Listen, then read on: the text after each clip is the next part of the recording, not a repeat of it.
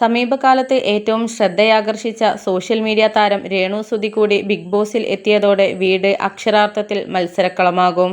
Big boss Malayalam പതിപ്പിന്റെ season 7ന്റെ prediction ലിസ്റ്റിൽ ആദ്യം മുതലേ കേട്ട ഒരു പേരാണ് രേണു സുധിയുടേത്.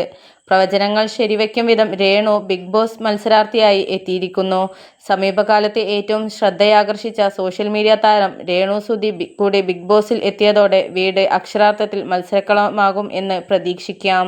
അന്തരിച്ച മിമിക്രി കലാകാരൻ കൊല്ലൻ സുധിയുടെ ഭാര്യ എന്ന നിലയ്ക്കാണ് രേണുവിന്റെ പ്രേക്ഷകർ ആദ്യം പരിചയപ്പെടുന്നത്. എന്നാൽ ഇന്ന് സ്വന്തമായ മേൽവിലാസത്തോടെയാണ് രേണു സുധി ബിഗ് ബോസ് വീട്ടിലേക്ക് എത്തിയിരിക്കുന്നത്. സോഷ്യൽ മീഡിയയിൽ സമീപകാലത്ത് ഏറെ ശ്രദ്ധ നേടിയ ആളാണ് രേണു സുധി. അഭിനയ രംഗത്തും വളരെ സജീവമാണ് രേണു.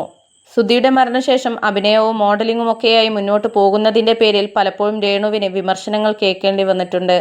ബോഡി ഷേമിംഗ് അടക്കം നേരിടുന്ന രേണു പക്ഷേ ഇവയോടൊന്നും ആദ്യമൊന്നും പ്രതികരിച്ചിരുന്നില്ല. എന്നാൽ ഇപ്പോൾ തക്ക മറുപടി നൽകാറുണ്ട്. ഇതിന്റെ പേരിലും വലിയ രീതിയിൽ ട്രോളുകൾ രേണുവിന് നേരിടേണ്ടി വന്നിട്ടുണ്ട്. ചാന്തുപൊട്ടിലെ ഒരു ഗാനത്തിന് ദാസേട്ടൻ കോഴിക്കോടിനൊപ്പം റീൽ ചെയ്തതിനും രേണു സുധി വിമർശിക്കപ്പെട്ടിരുന്നു. ഇതെല്ലാം ഒരു വഴിക്ക് നടക്കുമ്പോൾ ഗായികയായും അരങ്ങേറാൻ ഒരുങ്ങുകയാണ് രേണു സുധി.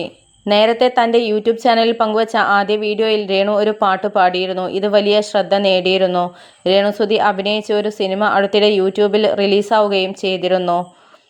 നേരത്തെ ജീവിതത്തിലെ ആദ്യ അവാർഡും രേണു സുധി സ്വന്തമാക്കിയിരുന്നു. ഗുരുപ്രിയ ഷോർട്ട് ഫിലിം ഫെസ്റ്റ് 2025ന്റെ പുരസ്കാരമാണ് രേണുവിന് ലഭിച്ചത്.